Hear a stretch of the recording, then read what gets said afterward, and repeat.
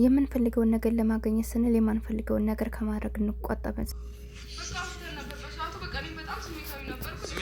እሱን ለማናደድ ምንም ለማድረግ ዝግጁ ነበር። በቃ እሺ ነው አልኩት። ሁሉ ነገር በቃ ነው ብሎ ስለዚህ እንደዚህ ነው የሚፈጠር ታውቂ ነበር ማለት ነው። እኔ ከማስለፋት በፊት ነው አይደለም አላውቅም ነበር። በቃ ግን በቃ መለስኩት። የዱንያ ህይወት እየኖሯት ያሉት ሰዎች ቢኖሩ እነሱ ናቸው። ትናንት ሲስቁ ደግሞ ዛሬ ችግር ፈጥረው መጥተው ነበር እና እስከ እኔ ራሱ ወላሂ እስከ መጨረሻው ላዳምጥ ብዬ ስንት ሰዓት ቁጭ ብዬ እንዳዳመጥኩኝ ማለት ነው። ምክንያቱም ግራ ገብቶ ዝም ብዬ መፍረድ ስለሌለብኝ አንዳንድ ጊዜ ነገሮችን ጫፉን ይዘን ብቻ በሰው መፍረድ እንደኛ በእኛ በራሱ ወንጀል ነውና እስከ መጨረሻው እንትን ብዬ ነው የሰማሁት ማለት ነው። በዛው አጋጣሚ ልነግራችሁ የምፈልገው ነገር ምን አለ መሰላችሁ? ለዛ ነው ቸኩላችሁ ችግር ውስጥ አትግቡ፣ ቸኩላችሁ ሌላ ነገር ውስጥ አትግቡ። እስኪ መጀመሪያ በተናደዳችሁ ቁጥር እስኪ ራሳችሁን ፈትሹት። መጀመሪያ ከምንም በላይ እኮ ራሳችን ነው መልስ።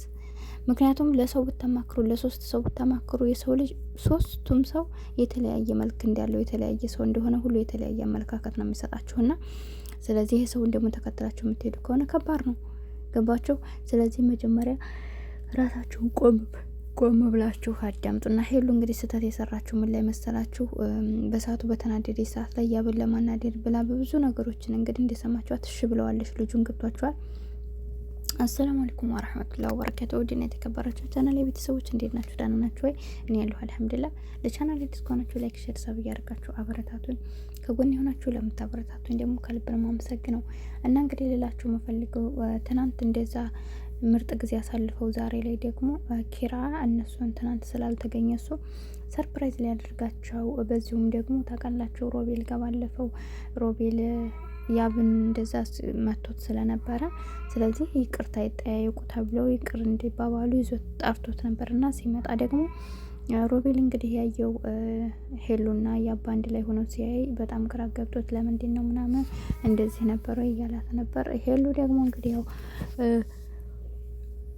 ያብ ጋር ከታረቀች ወዲህ ሮቤልን ስላላገኘችው አላወሩም። ጨንቋታል። ገብቷችኋል? ሌላ ነገር ሳይሆን ጨንቋታል። ምክንያቱም እሱን ለመናደድ ብላ እንግዲህ ያለ የጠየቃትን ኩላሽ እንዳለችው ነው የተናገረችው። አንዴ በቷ ሰምታችኋል። በሰዓቱ ላይ ተናድጄ ስለነበር እሱ እያንዳንዷን ነገር ሲጠይቀኝ እሺ ችግር የለውም ብዬው ነበረ። ስለዚህ ከዛ ከያብ ጋር ስትታረቅ ደግሞ ያንኛውን ይቅርታም ሆነ ያብን ለማናደር ነው ብላ በደንብ ስላልነገረችው በዛ የተነሳ እንግዲህ እሱ ተናዷል። ሰምታችሁታል። እንግዲህ ሀዴ ብለሽ ነው ልትመልሹ የነበረ ወይስ እሱን ፈልገሽ ነው እየኖርሻለሽ እያላት ነበረ። እሷ ደግሞ ያብን ተወደዋለች። ነገር ግን እንዳልኳችሁ በሰዓቱ ለማናደር ስትፈልግ የተጠቀመችው ነው። አንዳንድ ጊዜ የምንፈልገውን ለማግኘት ስንል የማንፈልገውን ስራ የምንሰራበት አጋጣሚ ያለና ከእንደዚህ አይነት ነገሮች ጥንቃቄ እናድርግ። ምክንያቱም የምንፈልገውን ለማግኘት ብለን መጥፎ ነገሮች ያኔ የማንፈልገውን ስራ የምንሰራ ከሆነ በኋላ የምንፈልገውንም ነገር የማናገኝበት አጋጣሚ ይኖራል። የምንፈልገውን ነገር እንኳን ብናገኝ ደስታ ያለው ህይወት ልንኖር አንችልም። ገብታችኋል? እና ይሄን ነገር ጥንቃቄ አድርጉ። እና ወዲህ ቤተሰቦች እንግዲህ ይህን ነገር ያልኳችሁ ምክንያት እንግዲህ ከሄሉ መረዳት ትችላላችሁ። ሄሉ ያን ልጅ ወደው ወይም አፍቅራው ወይም ደግሞ ከያብ የተለየ ቦታ ሰጥታው ወይ ደግሞ አብራው ልትኖር ፈልጋ ሳይሆን በሰዓቱ ላይ ያብ እንደዛ ስላደረጋት እሱን ለመበቀል ብላ ያደረገችው ነገር ነበረ። ገባችሁ አይደለ? ስለዚህ እንደነገርኳችሁ አንድ ነገር ለማግኘት ብላችሁ የማትፈልጉትን ነገር እንድታደርጉ ሲያስገድዳችሁ የምታደርጉ ከሆነ ያን በቃ ዋጋ ትከፍላላችሁ። እና ከዚህ አንጻር ነው እንግዲህ ዛሬ ላይ ያብ ግን ምስኪን ነው። እውነት ለመናገር የዋህ ነው። አያችሁት አይደለ? ተናዳጅ ቢሆንም እንኳን ግን ስታስረዳው ለመረዳት ይሞክራል። እውነቱን ከነገረችሁ ሁሌም ያምናታል። የምነግራችሁ ማለት ነው። እና የሰው ላይ ደግሞ እውነቱን ነግራችሁ ካመናችሁ በጣም መታደል ነው። የሚወዳችሁ ሰው ይናደድባችኋል። የመናደዱ ምንጭ ደግሞ አንደኛ በተፈጥሯቸው ሰዎች ተናዳጅ ልንሆን እንችላለን። አንዳንድ ጊዜ ደግሞ ተናደው ራሱ እውነታውን እናንተን እውነተኛ ንግግር ከነገራችኋቸው አሳማኝ ነገር ከነገራችኋቸው የሚያምኗቸው ሰዎች እውነት በጣም ደስ ይላሉና ያብ እንግዲህ እውነቱን ትክክለኛ ነገር እና እንዲሁም ደግሞ ታይያላት እዛ ቦታ ካገኛት ነው እንጂ የሚናደድባት በሌላው ነገር ያደረገችውን ይናደዳል። ግን ይቅርታ ስትለው ይመለሳል። እንግዲህ አይታችሁታል። ያለውን ነገር እውነቱን አስረዳቸው። እውነቱን የተናገረችው ዛሬ ሄሉን የራሱ ግራ ገብቶ የነበረ ሮቤልን ይቅርታ መጠየቅ አለብኝ ማውራት አለብኝ ስትል ይችል ምን አስባ ነው እያልኩኝ ግራ ገብቶ ነበር። ነገር ግን የተጠቀመችበትን ኬዝ ስለተናገረች እኛም ሆነ እነሱ ተረድተዋል። ያው ይቅርታውን ተቀብሏታል ማለት ነው። እና ከአሁን በኋላ በትዳራችን ሆናችሁ እናንተም ሆናችሁ ማንኛውም ሰው ትዳር ውስጥ ከገባችሁ በኋላ ሌላ እናንተ ሴት ሆናችሁ የወንድ ጓደኛ የሚባል አማርኛ አቁሙ። እናንተ ወንድ ሆናችሁ የሴት ጓደኛ የሚባል ነገር አቁሙ። እውነቴን ነው የምነግራችሁ።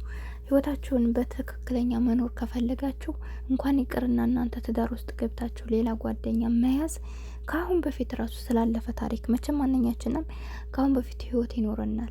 ግማሹ በፍቅረኝነት የሚኖር ሰው ሊኖረው ይችላል፣ ፍቅረኛ ይኖራቸዋል። እንዲሁም ደግሞ ትዳር ውስጥ ገብተን ደግሞ ያ ትዳር እንግዲህ የእህል ውሃ ጉዳይ ሆኖ ተለይቶ ኖርማሊ ትኖራላችሁ። ሌላ ሰው ግን ድጋሚ ህይወት ውስጥ ልንገባ ስንል ስላለፈ ታሪክ በቃ ስላለፈ ታሪክ ያን እኮ እንደዚህ ነበር፣ የእሷ እኮ እንደዚህ ነበር የሚባል ነገር በጣም ያሳምማል ስነግራችሁ ማለት ነው። ብዙዎቻችን እንዲህ አይነት ቃላቶችን እንጠቀምና በጣም ያመናል።